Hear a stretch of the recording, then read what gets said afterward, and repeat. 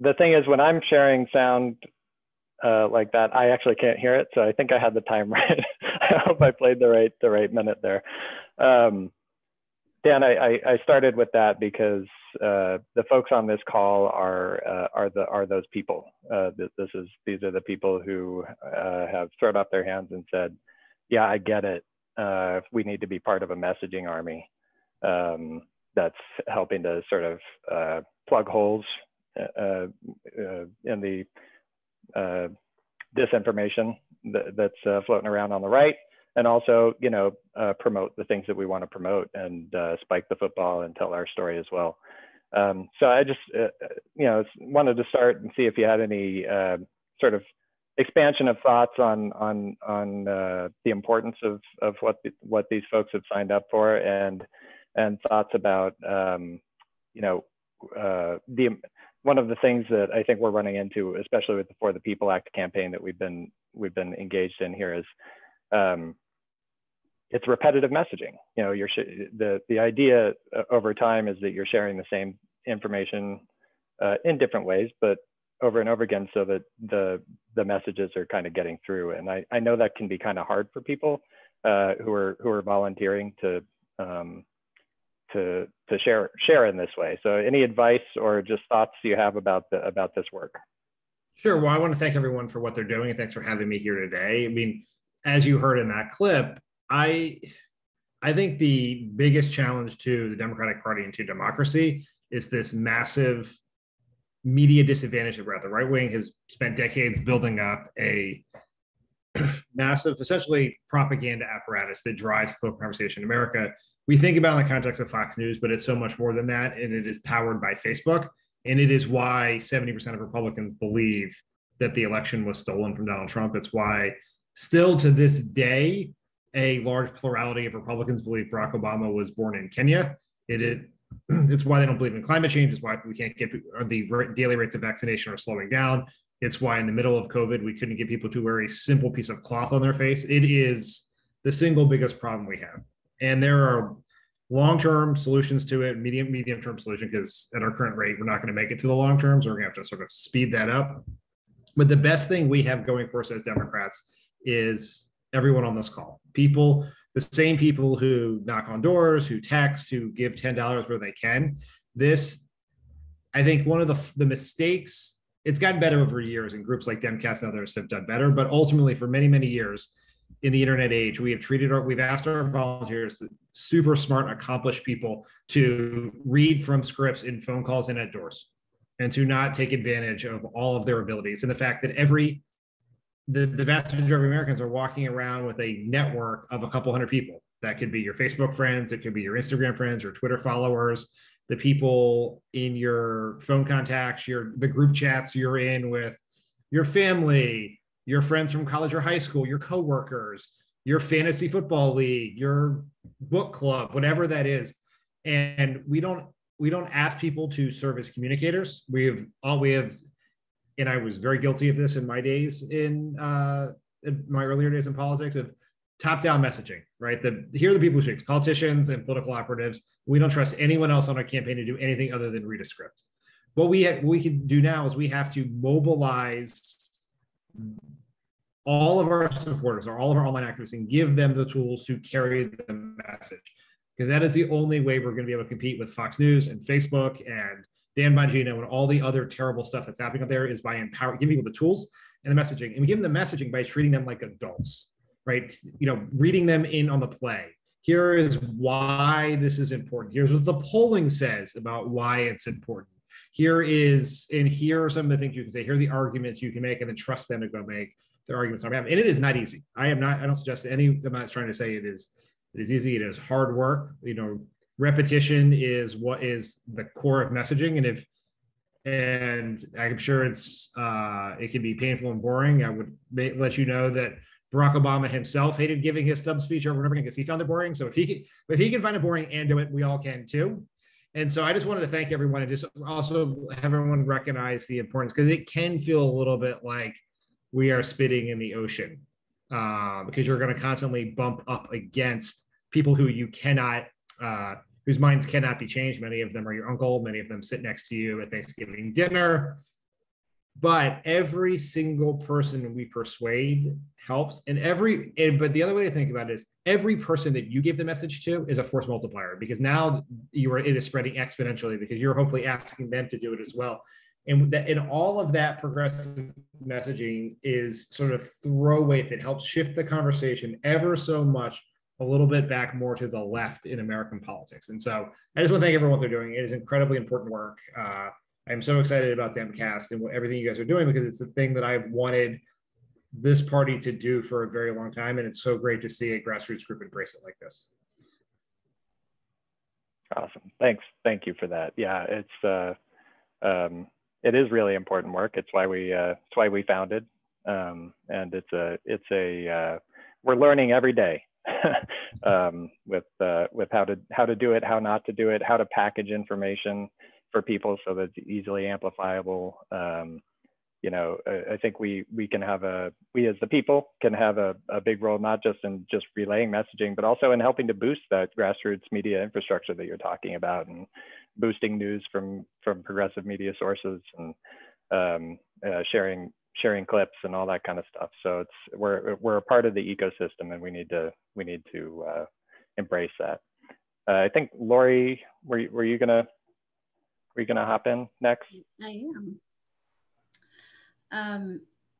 Dan, the Congressional Black Caucus recently indicated that they wanted to try to push harder on the John Lewis Voting Rights Act rather than For the People Act. Do you think that there's a reason to do that versus For the People, or what's your opinion on that?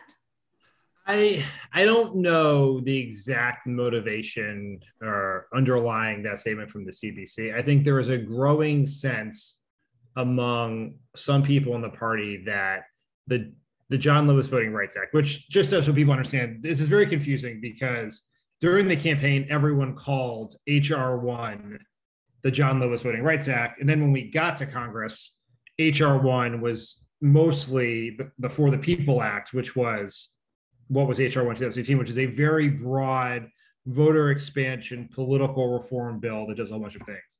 The John Lewis Voting Rights Act is a very specific piece of legislation that fixes the Voting Rights Act, which was gutted in 2013 by the Supreme Court in a case called Shelby County v. Holder. Holder would be Eric Holder as Barack Obama's Attorney General. That's actually one of the most devastating attacks on voting rights in this country's history. We have been trying. Mitch McConnell has blocked a vote on that bill for 7 years, and so there is some sense that if you cannot get the fully expansive For the People Act out, you could get the John Lewis Voting Rights Act. That might be something that Joe Manchin and Kyrsten Sinema would agree to. And if you were able to do that, that would give the Merrick Garland and Justice Department the ability to push back on some of these racially based voter suppression laws. Because basically what happened is that in 2013, the Supreme, I'm not an attorney, I did not go to law school, so there will be a smarter answer. They basically declared racism over in electoral politics in the South, and therefore made it so these states with a history of racially based voter suppression were able to just pass the laws. They didn't have to pass some tests to get clearance to do so.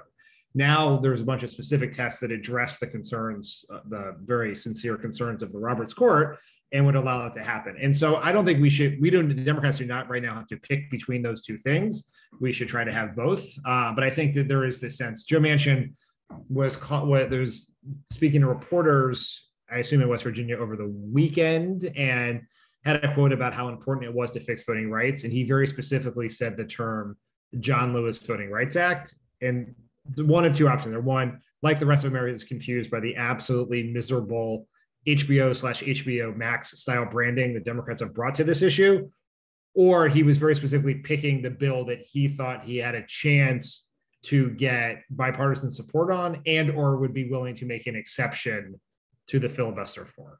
But we are reading a lot into a very esoteric and sometimes incomprehensible man. But I think that's sort of, the context for what is sort of the conversation around For the People Act versus the John Lewis Voting Rights Act. Gotcha. So we need to be messaging on both of those yes. accounts, definitely. I think we should treat it as what, for the purpose of messaging right now, it is one thing. Right. It is an effort to protect democracy by making our elections more accessible and more secure. And that all in the above fits in that, right? Is a political reform. And, it's important that we don't lose the For the People Act part, because in all the polling I've seen, the single most persuasive issue in the For the People Act is the limits on dark money contributions. Even Republicans, there was actually a piece in the New Yorker a couple months ago where they got to listen into a call among all of the authoritarian billionaire funded groups and Ted Cruz. And the point the Republicans made in that call was the polling on the campaign finance provisions for the People Act is so popular, we cannot win that battle. So we're going to have to depend on killing this thing quietly in the Senate. It's our job to make sure they don't get to kill it quietly. Good points. I think Jamie had a question next. So we're hearing that Schumer is probably not going to bring this up until August. And, then it's a little disappointing during Biden's speech where he didn't focus on voting rights the way that we want to. What can be going on maybe behind the scenes that we're not seeing? How can we actually get this done? What does the process actually look like going forward? Especially with such a delay between now, possibly August. Well, so a couple of points here. I imagine there's two arguments for why doing this in August is better. It sort of it depends. Are they going to do it in the August, before they leave for the August recess, or when they come back? That is sort of an unknown answer right now. The argument for doing it before is that puts a deadline, a time pressure on, and can force people, they want to go home. And so there used to be a saying in the Senate that there's nothing stronger than the smell of jet fumes. And so that can sort of force action on things. Second is if they're doing it afterwards, which I actually think would be better for us, because it would give activists a month to build up support in districts. And even though there's obviously not going to be a lot of town halls and other events because of the COVID, senators will be out and about, and we can have a display there.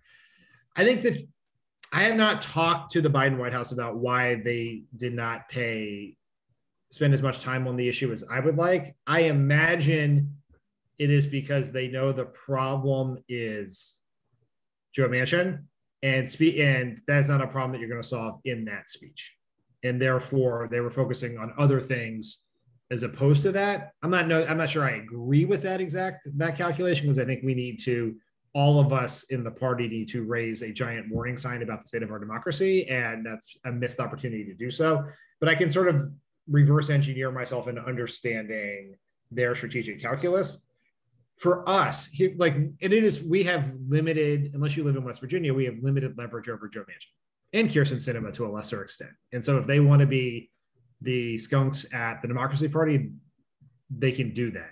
What I think we have to do, where we the collective, we people on this call, Pod Save America, every Democratic activist, is we have to raise the urgency to pass this bill among the broader swath of the Democratic base. All of the polling shows that Democrats love they think the bill is great. They love the provisions in the bill, but it is low on their priority list. Minimum wage is a bigger priority. Infrastructure is a bigger priority. The components of the American Family Plan are a bigger priority. And if Democrats do not feel urgency here, they are not going to put pressure on the people who need to have pressure put on them to actually get it done. And so that is what I think, by educating more people about what's in the bill and explaining to them why it is so absolutely critical that we get it done and what the devastating consequences are of not getting it done. That's how I think we increase the likelihood. We alter the political environment in such that we have a greater chance of success, even given the obvious challenges of Joe Manchin and Kyrsten Sinema and some other less vocal but equally difficult senators. So to kind of follow that up, a couple of people have asked that, Beto, other pundits have said that Biden should do a democracy protection and appoint a special advisor. Do you agree? Is there a way to make that actually happen? I think we need to, I think Merrick Garland has put together a team, some of whom have just arrived in the office in the last week or two after getting confirmed, to protect civil rights and voting rights. That's usually where that takes place. The team of people we put are very specifically focused on those things. I think we should give that some time to see. I have great confidence that this Justice Department will be highly effective, highly aggressive warriors on behalf of democracy against these voter suppression laws, against voter purges, against protecting the voter expansion efforts that have happened. So I think we should let that happen. I agree with the sentiment that we have to make this an absolute issue because everything flows from it. Because I do believe if we do not pass this bill, it gets that much harder to win the election in 2022, which could make it nearly impossible to win the election in 2024. And so I'm happy to talk about why that is, but the stakes are high. So everything you care about, whether it's infrastructure or climate change or public option or Medicare for all or getting the Equality Act finally outside of law, any of those things depends on protecting our democracy. The single best way to do it is pass HR 1, S1, John Lewis Voting Rights Act, the whole suite of voting rights reforms. And then there are other, that in and of itself is not enough. There are more things to do, but we put ourselves in a much better position by doing that. And so that does need to be the central focus of the party, I believe. So I think that makes a lot of sense. One of my questions was going to be, okay, we're this is like rolling a boulder uphill. We've got people who either don't know about what's in these reforms, or when they do hear about it, they're like, because they need childcare and have other priorities.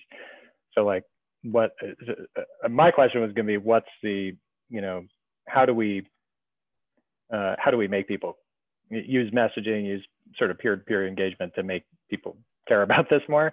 What I heard from you was, to tie it directly to the things that they care the most about, and just all these. That's right. I think that's absolutely right. Is to let's take childcare for instance. So you're talking to someone who that is their number one issue. They want it to happen. Is this a universal pre-K, let's just universal pre-K is an issue supported by the overwhelming majority of Americans. Republicans oppose it because they do not want to ask the wealthy to pay a single dollar in taxes more to fund it.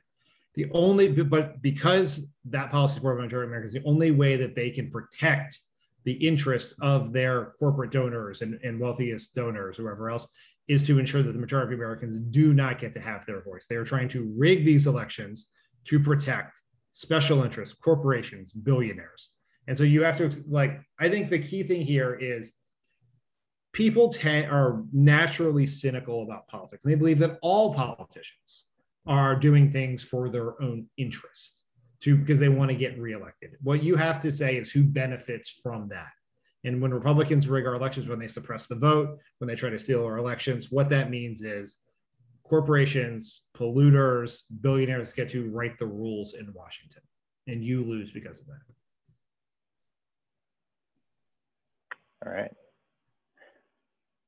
We hear our mission. Lori?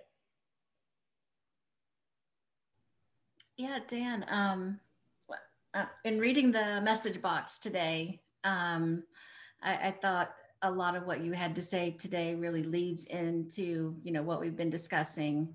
And specifically, if we don't pass For the People Act, what happens and sort of what's at stake. And I wondered if you would talk a little bit about that for the people who aren't blessed with your messaging. The midterm elections, of course, the congressional redrawn maps, and the ongoing legislation. Sure. So let's just do the stakes here in the midterms. So because this is the first election after the census, there will be redrawn districts. Because of the less than ideal Democratic performance in state legislative elections in 2020, which in part was because of gerrymandered districts drawn in 2011. Republicans control the legislature in enough states that got extra seats because of the reapportionment that they could erase the Democratic majority before a single vote is cast.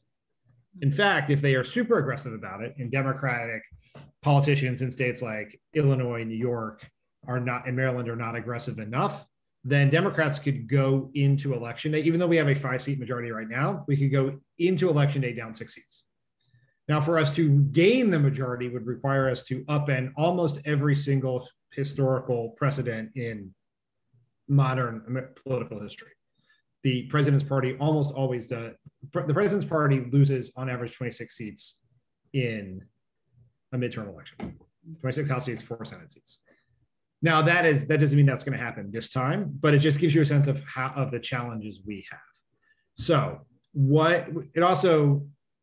I'll come back to the gerrymander piece in a second. I'm going to give you the stakes of losing the House. The Republicans are right now, the Republicans in the middle of purging Liz Cheney for saying that Donald Trump incited a mob of people to murder Republicans. Right. He sent people to hang Donald Trump's own vice president. The Republican response to that is to purge anyone from the party who will acknowledge that fact. What that means is they are setting up a plan that even if they lose the popular vote and the Electoral College in 2024, they intend to steal the election by perpetuating an even bigger lie around that one. The reason why Donald Trump had no chance of stealing the election in 2020 was because the Democrats controlled the House. There were enough Democrats to ensure that the Electoral College results were certified. And it was always going to end with Biden being inaugurated. If the Democrats lose the House in 2022, you have to imagine that the most likely scenario is that Kevin McCarthy, who believes the big lie and is currently purging Liz Cheney for the offense of telling the truth about it, will refuse to certify an election that Joe Biden won. Even if he wins by 7 million, 8 million, 10 million votes, it is almost certainly going to be a narrow electoral college majority. Narrow electoral college win again in terms of raw votes, right? Biden, he won, I can't remember what the exact vote was, but by like 70 electoral college votes, but 100,000 votes shifted over a handful of states and Donald Trump was president. Mm-hmm. The Republicans have changed the laws. Biden won the following states very narrowly: Arizona and Georgia.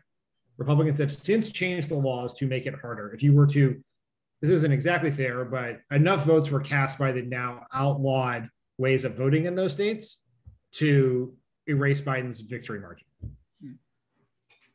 Republicans control the legislature in Arizona, so they did that because they control the legislature and the governor there. In Wisconsin, Michigan, and Pennsylvania, they control the legislature, but not the governorship. All 3 of those governorships are up for election in 2022. Gretchen Whitmer is running for re-election in Michigan. Tony Evers is running for re-election in Wisconsin. And there's an open seat election in Pennsylvania.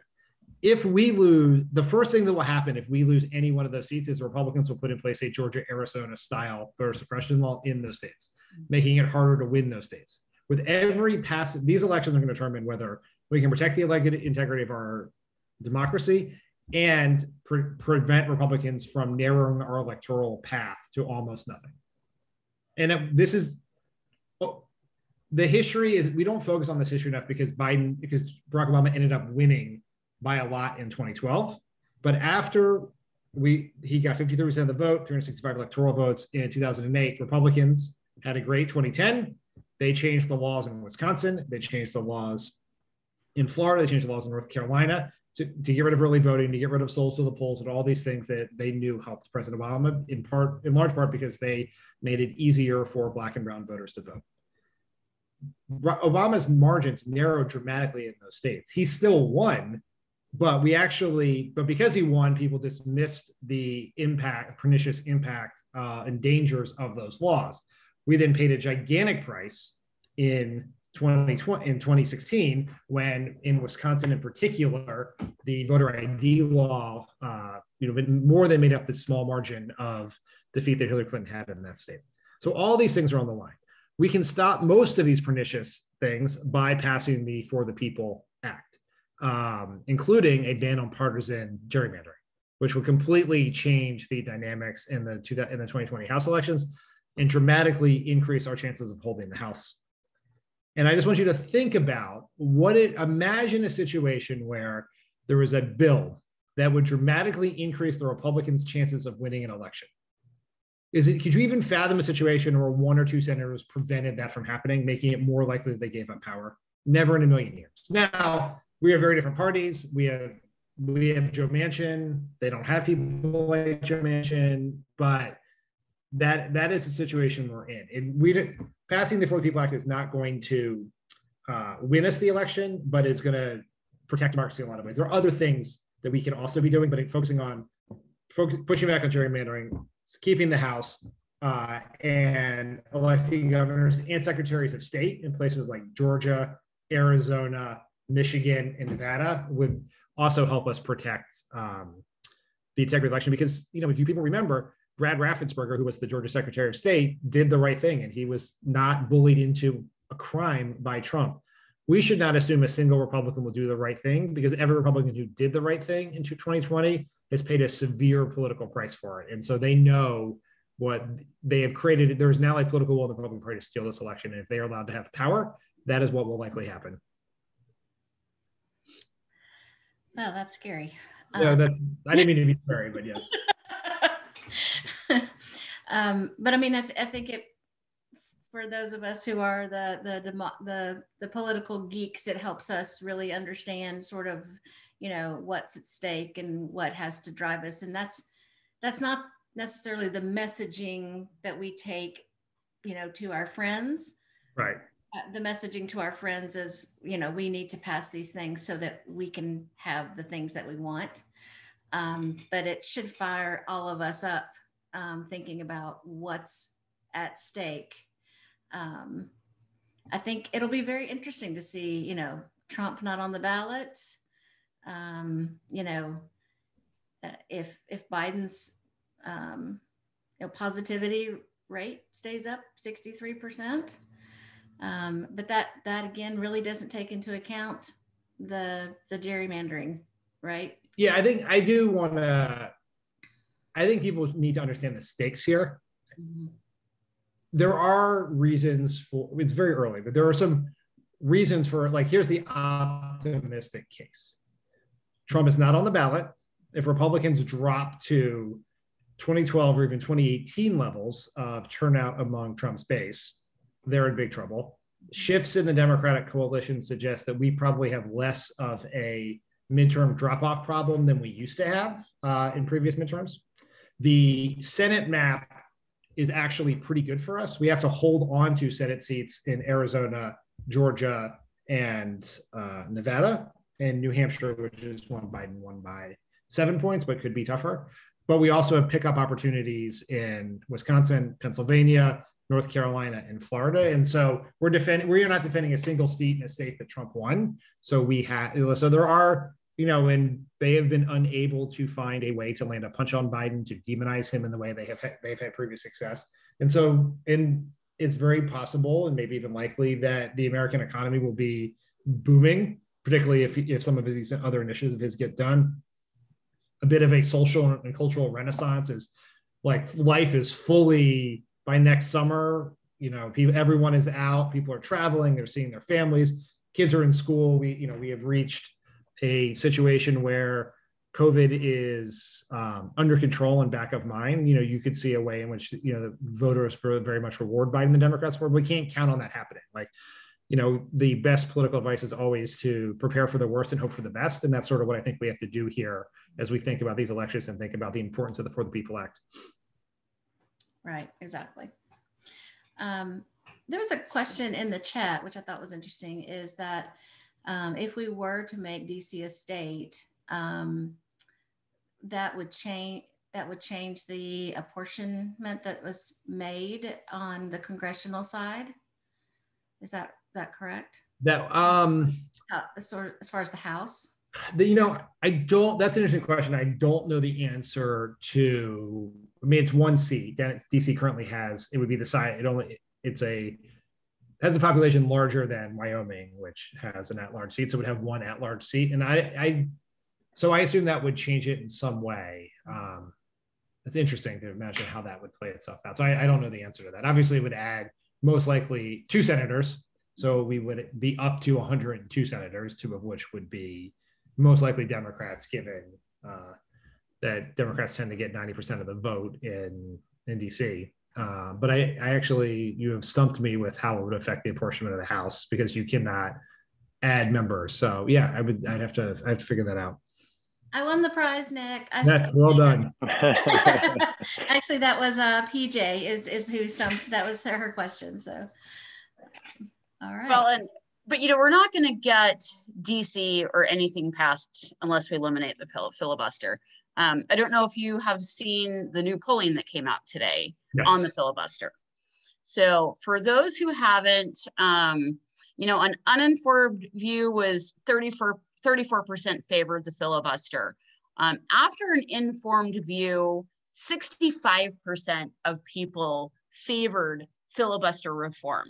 So how do we get there? This is a big topic for a lot of our people, is getting rid of that filibuster.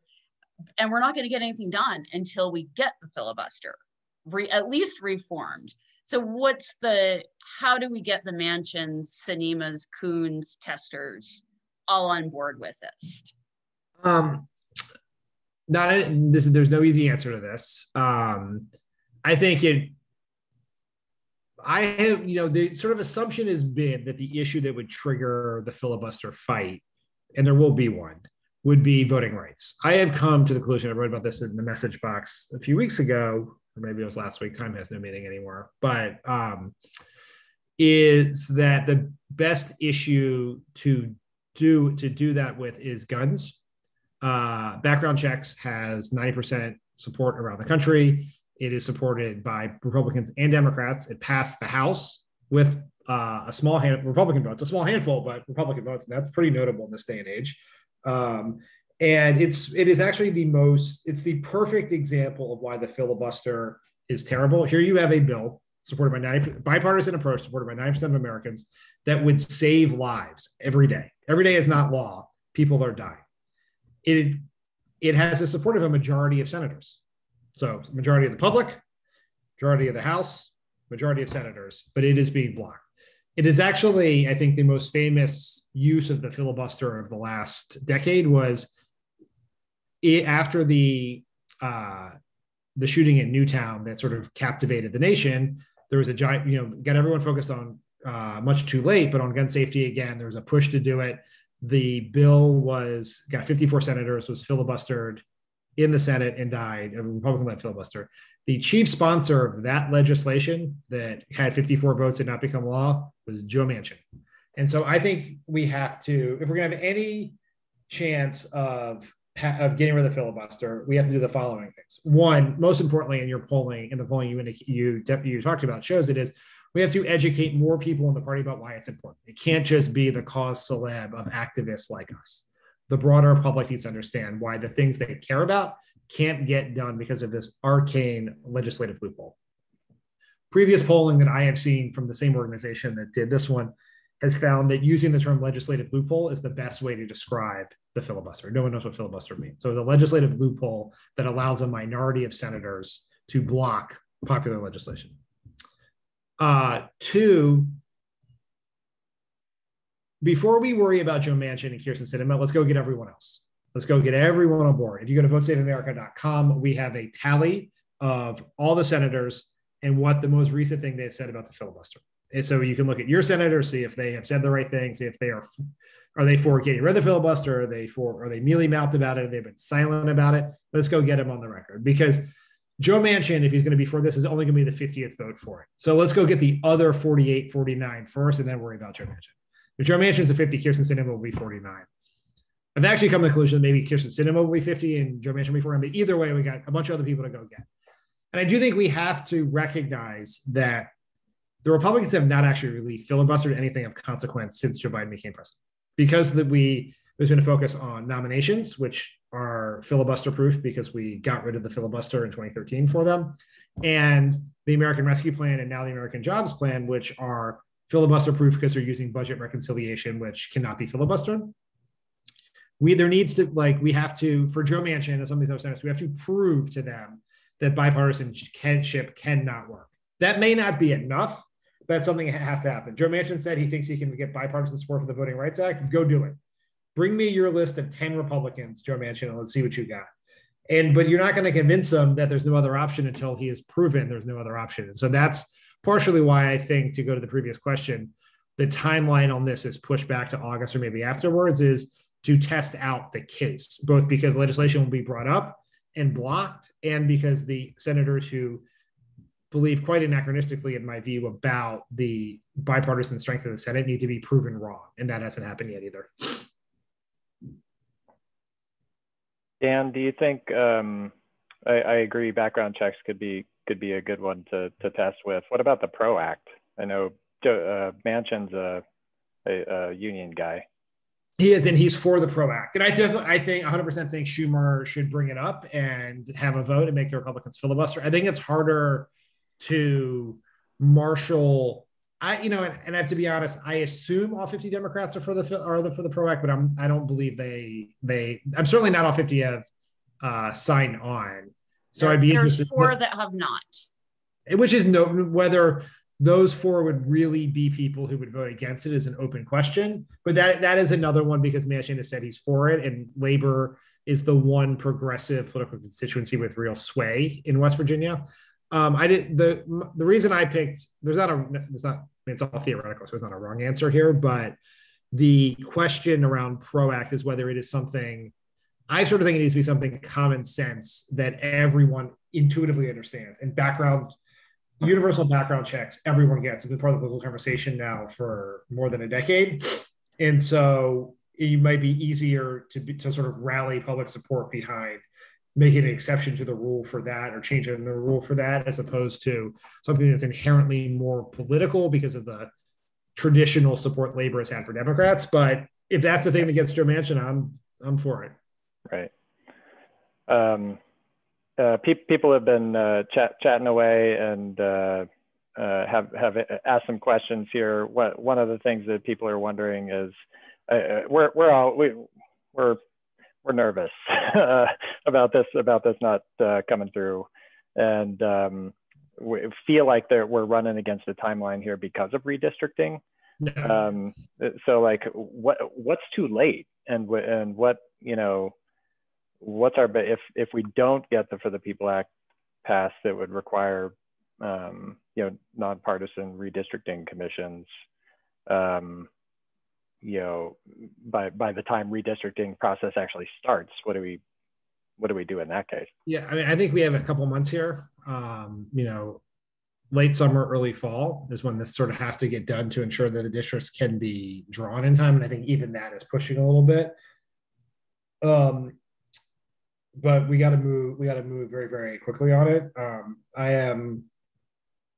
If what happens if this doesn't pass, we can still win these elections. Like, I worry that it's like, this is where the messaging is somewhat tricky, right? You want to create urgency for it getting done, but we know that there is a very good chance it might not get done. Joe Manchin currently does not support this bill. There is no bill without Joe Manchin.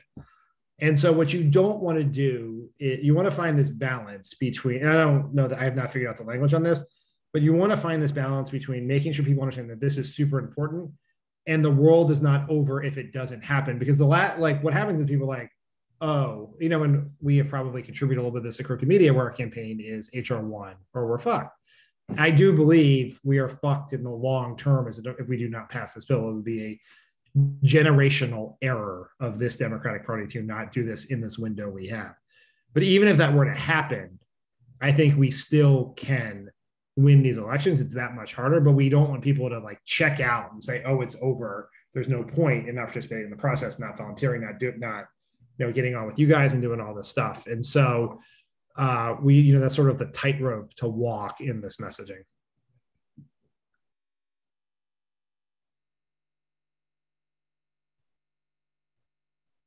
muted. Yeah, tightrope. Here we come. We're Yep. we're ready. Jamie, Lori, have you been checking to see from the Q&A if there's some other stuff? No, there's actually a great question in here. How do you get through voters in the age of misinformation, especially if you're an immigrant, non-US citizen, and a woman of color? What tips do you have on how to present the messaging? So a couple of thoughts. First, you're always going to have more success messaging people in your network, people you have a relationship with. The people, like study after study shows that people are much more trustworthy information when it comes from someone they know.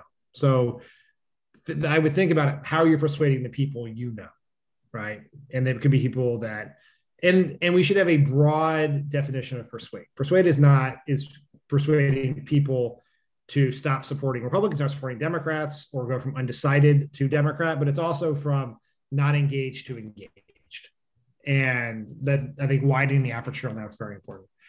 I think more facts, sharing news articles is a really good way of doing it. Fact heavy, less on spin, using sort of less political hyperbolic language is a way to do it. Citing experts or scientists or teachers or local officials, if you have them. A lot of the research that has been done on vaccine hesitancy from Trump supporters and other conservatives is the best and perhaps only way to reach them is people in their community, doctors in their community, scientists in their community, local officials in their community. So thinking about nonpartisan validators for your point, and think a little, and if you can find, it depends on who you're persuading, but if you're trying to get at inherently conservative people or people who lean conservative, look for messengers from their in-group, right? In-group messengers best. So what I mean by that is if there is a conservative making your point, share them saying it. If you are communicating to veterans on a veterans issue, if you have a veteran validator who can do that, share that. Think about news sources. Among conservatives, CNN and the New York Times are pretty much death. It means, it sort of almost pushes them in the opposite direction because there's so much time and energy that's been spent on persuading them that it's liberal news. But the Wall Street Journal, incredibly important. There was, I wrote something a few weeks ago about the Republican disinformation campaign saying that Biden was going to ban hamburgers as part of his climate change plan. And there's all kinds of fact checks to share there, many of which which everyone who's fighting back on that should read because you should be armed with the facts. But, perhaps sharing the Washington Post fact check is not going to persuade someone who would already believe this. But John Roberts of Fox News, apparently in very Ron Burgundy fashion, read the teleprompter without knowing what it was going to say and spread this lie all over the place and was embarrassed enough about it that he corrected himself on Friday and said, the following Monday said it was wrong. Like that, a Fox News host with the Fox Chiron sitting on the Fox set saying this is not true is probably the most powerful piece of video you could use to push back on that lie with people. So, those would be some basic thoughts on how to do that. That's great advice. Lori? Well, I was just going to say one of the things that we do through our social media campaigns is that we have the ability for you to text it to a friend. And so we actually see that we don't have a lot of people doing that with our campaigns. And, Jamie, if you want to drop in the one for tomorrow, if you haven't seen one of our campaigns, you can take a look at the one that we're going to be sharing all day tomorrow. But it's really, I think it's really clear that, if Dan and I are friends and I send him a message and say, hey, this is important to me, would you look at it? That Dan is much more likely to respond to that than if he gets a random text from somebody or he happens to see it on social media or sees an ad about it. And it's that person to person, saying, hey, this is really important. I think if you're not in on this, you should know about it. And so that's an opportunity to put Dan's advice into practice tomorrow. All right. Well, let's see. And share across all your platforms. We have a lot of Twitter users here, but you don't know who you know on Facebook or on Instagram. And so I think it's important that you're sharing across all social media platforms because you're more likely on Facebook to get out of our liberal bubble. And if you're in a very conservative bubble on Facebook, I feel you, because I'm in Middle Tennessee. And maybe you have some groups of people that feel similar to you, or are not just straight conservative people, that you could share that into a group versus maybe sharing it on your public page. And we have a lot of bipartisan. There are some definitely harder edged ones in there, but there's a lot of bipartisan, especially when you're talking about the freedom to vote. It's hard for a Republican to argue with you on that, because freedom's their thing, right? So. And I was glad to hear you say about like sharing conservative or what a conservative would think of as a neutral messenger, because that's what I did. Because on Facebook, my network really before 2017 or was just all, Republican or non-political people. So when they would start to share, disinformation, if there was somebody on the right pushing back against that, that's what I would share. And that was much more effective than, me trying to use a talking point from a Democrat or something that they didn't see as a legitimate source. I'm gonna just hop in here with one more question. It's about on the West Coast. It's 5:54. We've got a few minutes left. Betsy here says, when I say, how do Dem senators not get how important democracy bills are? This is a serious question. I'm not saying that rhetorically. Seriously, how do the Dems not realize the danger? I think somebody else had a similar question in chat about just regular Democrats too. Just not senators, but just rank and file, grassroots Democrats. What's your take on that one? So I'll do senators first. And I imagine more of them probably understand it than talk about it publicly. But it is, senators most of them have been in the Senate way too long. They spend too much time with their colleagues. They go to the gym together. They see each other in the hallway. Their husbands and wives are friends with each other, even if they're from different parties. And so it becomes very hard to think that these people that they work with would be on board with destroying the country. And it's very naive. It's very collegial. It's very anachronistic and outdated, but the Senate is always way behind the times of American politics. Always has been, always will be. And, I think they look at themselves, they think the Senate is serious. They say, well, only Ted Cruz and Josh Hawley did this. No one likes Ted Cruz and Josh Hawley. That's the only thing we agree on is those guys are a bunch of assholes and no one likes them. So it definitely won't happen here. And so that's deeply naive. Voters, I think, are sort of look what happened in 2020 and say the system worked. Yeah, sure, Trump won in 2016. That was a weird thing. Hillary Clinton's campaign maybe suffered through some, like Jim Comey was involved with the Russian stole or all these other things. Trump won, but we had an election. Trump lost. Yeah, there was a lot of noise and some very dangerous stuff happened in the Capitol. But ultimately, Joe Biden's president. I got a check. I got a shot in my arm. Things are working. Democrats are in charge. I have checked out of politics. You can look at cable news ratings that came out today, which CNN's lost like 2/3 of its audience, and everyone's down everywhere. People want to break. It's been, and I don't blame them. It's been a long 4 years. It's been a really long last year. And so people are like, I want to break. And now they can also go do other things. And so I think Democrats have always put policy ahead of process because we don't understand that political process is the predicate to the policy we want.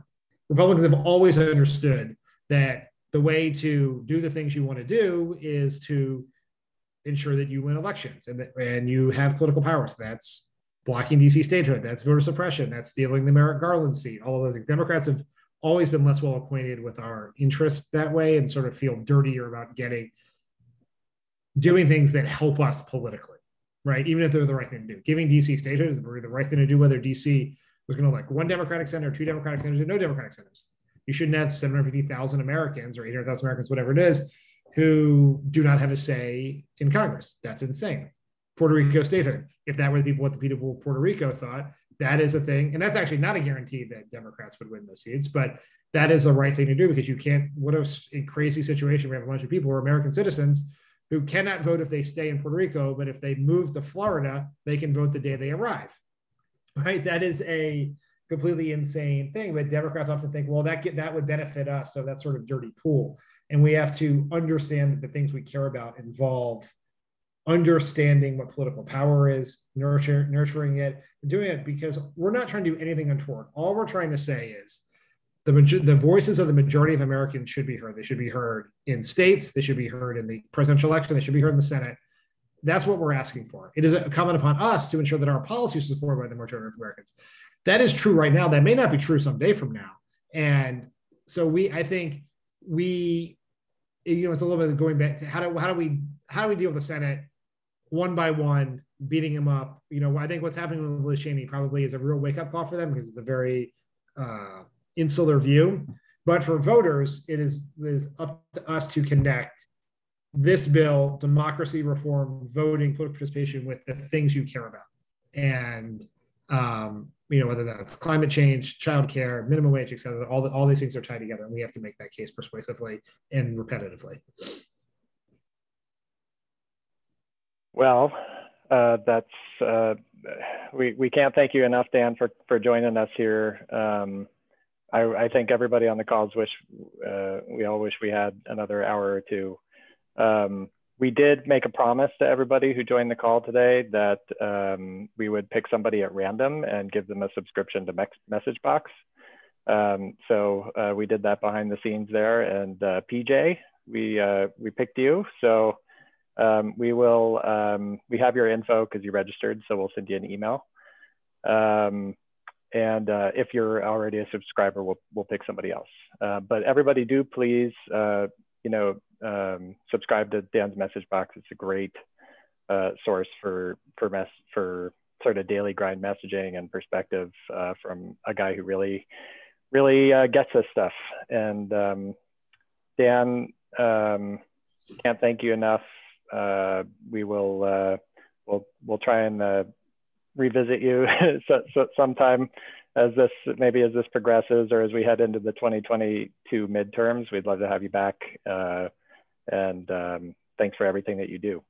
Well, thank you so much for having me and for everything you guys are doing. It was great to talk with you. And I am happy to come back whenever you need me to, because we got a lot of really important work to do. We do. Good luck getting some sleep. And thank you everybody for joining us. We will be posting the video of this on our YouTube channel later tonight. So thank you guys. Good night. I have to have a promise here. Oh yes. I promised that I would show one of my babies. Oh, there we go. Cute. Right now, she climbed up my leg to lay on me and go to sleep during the talk. So got to get the kitten in there. That's right. You only showed her one though. That's not fair. Well, there's 5 others, and I don't really want them all on me right now. So, all right. There you go. Bye, everyone. Bye. Thank you, everybody.